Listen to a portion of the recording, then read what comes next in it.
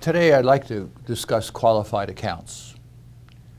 What are qualified accounts? Well, they're tax qualified. They're accounts like pensions, profit sharing plans, IRAs, 401ks, SEPs, simples, all these kinds of things that are designed by the government as a way to save money for the future.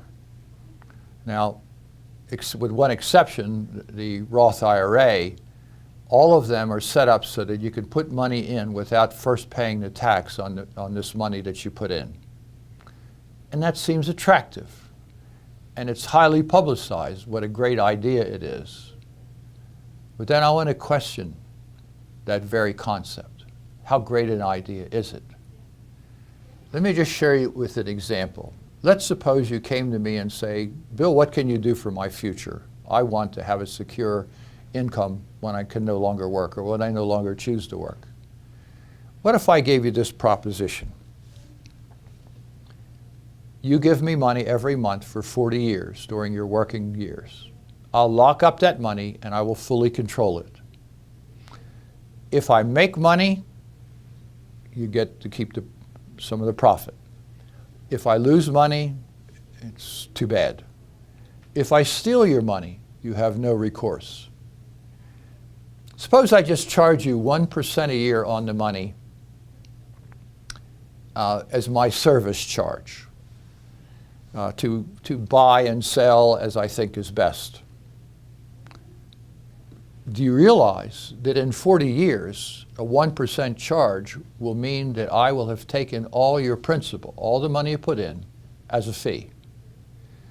If there is a profit, then that's what's left supposedly for you.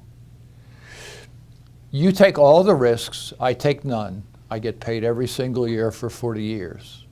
If you want the money early, and if there is any money in your account, then I will charge you, say, 30 or 40% for my fee, plus a 10% penalty for taking the money out of my hands early. There's no guarantee you'll gain anything. There's no guarantee I won't steal the money. At the time that you turn 60, say, and you want to access the money, then you will pay me 30, 40% as my parting fee. Would you be excited about that kind of a proposal? I certainly wouldn't. Well, is there anything else wrong with the proposal? I think so.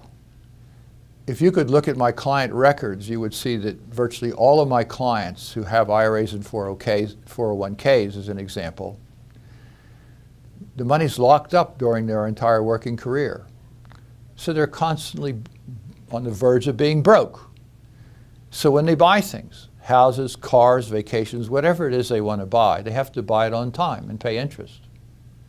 The ironic thing is that the interest that they pay to other people during their lifetimes is almost always a great deal more than they could ever hope to gain by gambling in the stock market using IRAs and 401ks.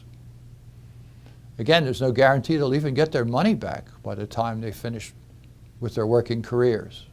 If they refuse to lock their money up in these government programs, then they would have the money all their life to pay cash for houses and cars and other things, if they're frugal and save before they purchase these things. The interest that they save during their lifetime is money saved tax-free and risk-free. The markets themselves, over a long period of time, barely beat 1.5% or 2% return on average. If someone managing the money takes 1% to manage the money, that brings the rate of return down to probably 1% or possibly a little bit more. In the last 16 years, since I suggested my clients get out of the stock market in March of 2000, I have met hundreds of people. Not a single one of them who had money invested prior to the year 2000 has as much money now as they had then. Well, one exception. A lady said she was holding steady, but she was putting $17,000 a year, new money into the account, and the money was remaining steady for 16 years.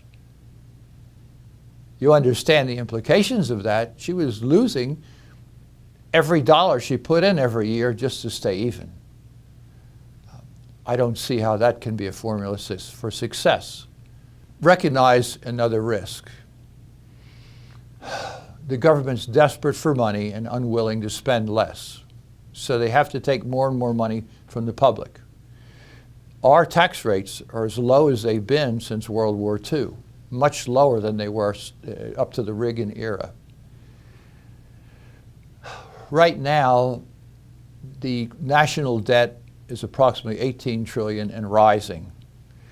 As of 2014, the last figures I could find, the amount of money in IRAs and 401ks and related things was $24 trillion. Can you see the enormous temptation the government officials have to steal that money to cover the national debt? About 3 years ago, Vice President Biden wrote an open letter to the Congress congratulating them on the fact that they had been looking at the possibility of confiscating IRAs and 401ks for 11 years. In the last 11 years, 9 countries have done just that. There have been no revolutions, there have been no changes in governments. So it's a viable possibility. Why would you want to lock up money your entire working career with the possibility that in a 40-year span, the government might very well confiscate that money? A couple of years ago, President Obama introduced something he called My IRA. That was put together as a way for people, working people, to automatically invest their money in government treasury bills and bonds, which simply means that people, working people, were being asked to fund the American government debt. The government debt will never be fully paid. There's not enough money in the world to do so. Eventually, the government will have to renege. There are records of countries in the last 100 or 2 years over and over again reneging on their debts. Why will America be any different?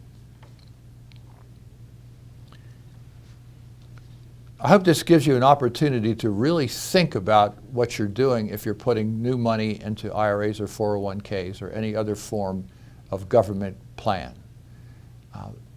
The odds are stacked against us, and the probability of making money is small. The harm that can be done to our finances can be disastrous. There are better ways to accomplish a retirement. There are ways that it can be done. The bank on yourself is one way where you know for sure what your income will be as a minimum and which can be easily exceeded. Talk to me. These are important issues and need to be addressed if you're going to be successful financially.